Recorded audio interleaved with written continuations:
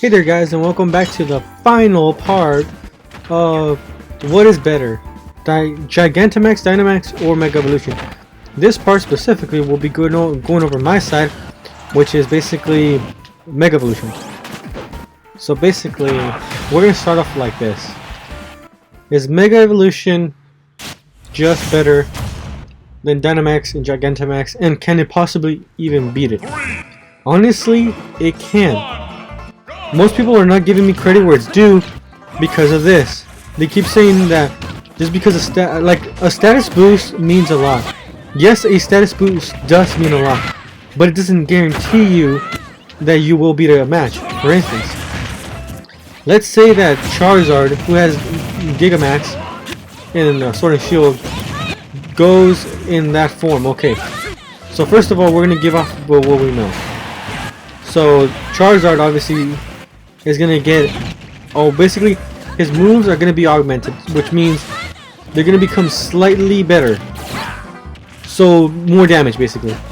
Secondly, his bar is gonna gain another 0.5% more of HP, which is also good. Don't get me wrong, more life is also good.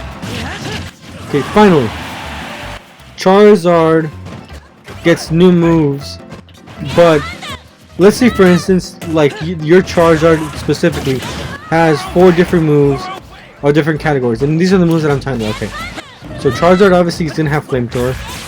Let's give him a normal move. His normal move will be Slash. Let's give him a fly move now. Fly move would be Wing Attack. Okay, and last but not least, his final move is, let's just give him a Dragon move, because you know because technically he is part Dragon. Charizard is gonna have Dragon Breath. Okay, so if out of all those moves, the one that's gonna do the most damage by far, just because of Charizard's anatomy, is gonna be Flamethrower. That's it. And this is what I mean, because Pokemon technically do have basically typings that they prefer, even if they are dual. And in Gigantamax, what happens is basically Charizard will be forced to, and essentially basically the moves that it's better at performing will get boosted rather than just all of them in general. And see, that's where Mega comes in. Mega is not like it's not racist in a sense. All of them get basically a power bonus. The thing is, they don't state this and we don't see this because it's kind of irrelevant. Like, the only way you'll know this is if you actually take into consideration, or like in a sense you battled in tournaments and stuff like that. If you ever battled in tournaments, you'll see what I'm talking about, because you'll see that basically where you didn't have a chance before, you now do, because it's showing that you're doing more damage and your Pokemon are more likely to basically win the match for you. Now don't get me wrong, that doesn't mean that you can't win a match online or wherever with Gigantamax, Dynamax. You can, but it won't be as effective due to the fact that you are also only eligible to use it once on one Pokemon, and it only lasts 3 turns. Now, whereas in Mega is a permanent one Pokemon also, that's the same restriction right there, so that's a common that they have, but at the same time it's permanent, which means, let's say that your Pokemon dies, right? Well, your Pokemon dies, but then it gets revived. Not only does it get revived in the Mega form, you just do more damage. Whereas if your Pokemon dies and it was the one in Gigantamax, it doesn't have that ability no more, guys. And that's one thing that I really hate, because let's just say this, I finished the game pretty easy. It wasn't that hard, and it possibly shouldn't even take you guys that long either. Personally, well, in my opinion, it shouldn't take you that long. Where I was having problems with the game was basically with the whole, again, the department of just that. Like, they brought something new, but at the same time, it's not that good. It just really isn't. I mean, don't get me wrong, if it's overpowered, then yes. Maybe that's why, we're not seeing Megas. But Megas weren't also broken, because in a sense, not all Pokemon had it. Whereas in Gigantamax and Dynamax, all Pokemons are able to Dynamax, which basically means get bigger. And by the way, that's not a permanent thing. It's just it's just a projection, meaning that the moves. Well, we all know that Pokemon's fake, right? but it's just an actual projection of basically the Pokemon actually taking that form. It doesn't mean the Pokemon does actually become like that big. The only Pokemon that's an exception is the original one where it came from, which was that one boss Pokemon that I can't for the life remember its name due to the fact that I only played the game once, and once beating it I was like kind of in a sense done, and I was just hoping for the like basically the DLC is like, oh, what's gonna happen next, or is there gonna be an event? But anyways, that's the only Pokemon that actually is not a hologram. Besides that, every other Pokemon like, you know, form change is. Mega on the other hand is actually, in my opinion, just way better because it actually goes into detail, guys. It explains what it is, how it you go into it, and why specifically we're seeing it.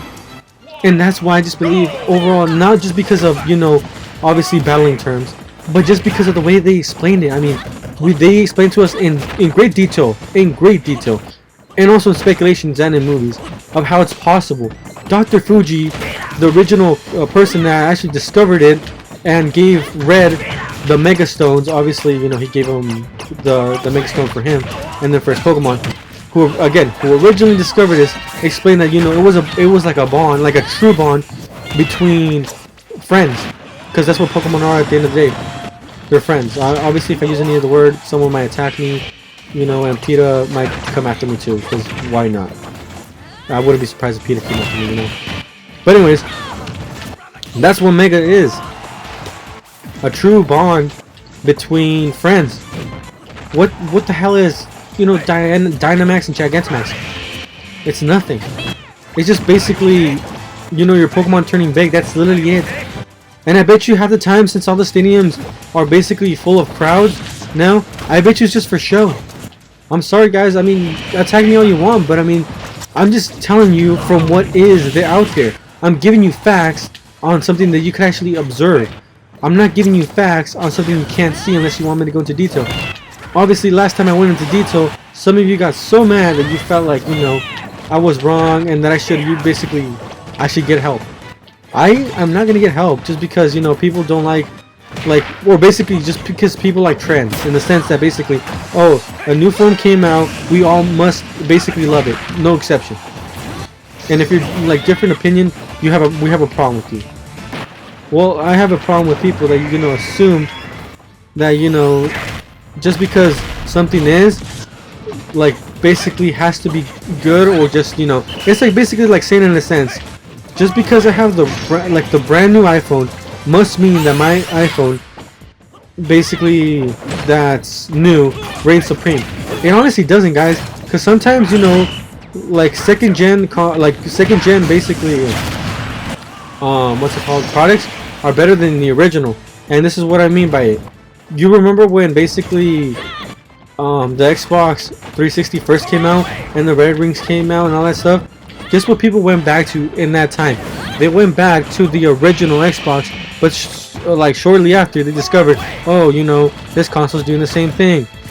So, you know, it's like, I should get myself a new console.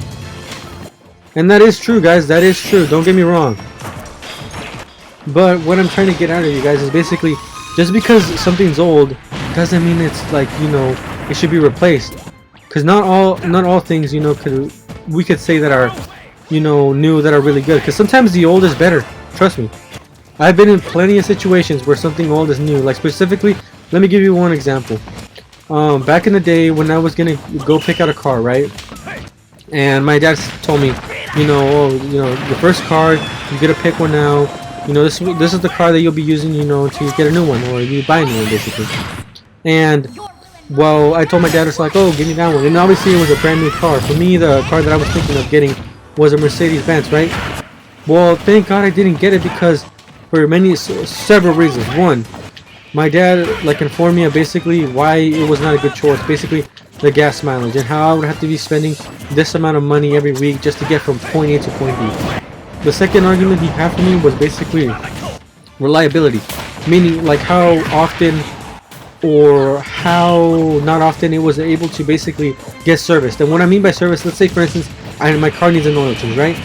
And stuff like that. Or basically, like just like how long it's estimated that the car will be good until you actually see like major breakdowns. In a sense, like let's say like your engine block is like destroyed, stuff like that. Like, not the smaller stuff like I was saying with the whole origins and stuff like that, with the services, but bigger stuff like that. And you know, ultimately, my first car that I got with my dad was a Honda, and honestly, that car lasted me a good 5 years. Not once did I ever have to take it to an auto body shop and get it serviced, like for anything like that was, in a sense, like, you know, like a major thing. And I'm actually, you know, like, because of my dad, you know, teaching me basically how sometimes the old is better than the new, just, you know, change my overall opinion on stuff like that. So in this case, what I'm trying to say is basically, just because Dynamax and Gigantamax are out there doesn't necessarily mean they're good. I just literally went over some good okay, I went in the first video that I released about this, I went through some good basically statements, or like, in a sense, reasons why it was bad. Okay, obviously I got hate on that one. Okay, and that's not, you know, I'm not saying it wasn't nothing. Okay, that's one. But at the same time, you know, some people were actually, because of my Discord stream, they were willing to listen to my side and, you know, take the time to understand, you know, where I'm actually coming from. So basically, I'm not bullshitting you guys, you know, just to, like, basically make up stories, but I'm actually telling you basically what's the truth. And obviously, you know, some people did get butt hurt, and I'm actually cool with that. I mean, obviously, you know, someone has to get hurt. Not everybody's always gonna, like, get away with stuff. Oh man, I lost. Not everything is always gonna be, you know, going your way. And in a sense, the same right here. You know, I already stated this. There was honestly no point, but I just felt like I needed to get the point across. Because at the end of the day, Megas are just way better. They just are. I mean, you get more typings. All your moves increase because, you know, your stats change too as your Pokemon. And if you don't believe me, go to the Bulbapedia. Check this out. It's been proven. Anyways, stats do go up. A bunch of other stuff goes up. And you know, it's just, I don't know how much further I can take this, guys. I mean, it's just better. I mean, it's a permanent, like, change, whereas in Dynamax is not. It's just for 3 turns. So, you know, if you still argue with me, that's fine. You know, go ahead and leave a dislike. But if you enjoyed this video, you know, leave a thumbs up, share it with your bros who are on my side, and, you know, come back for some more, you know, like, videos, guys. And with that,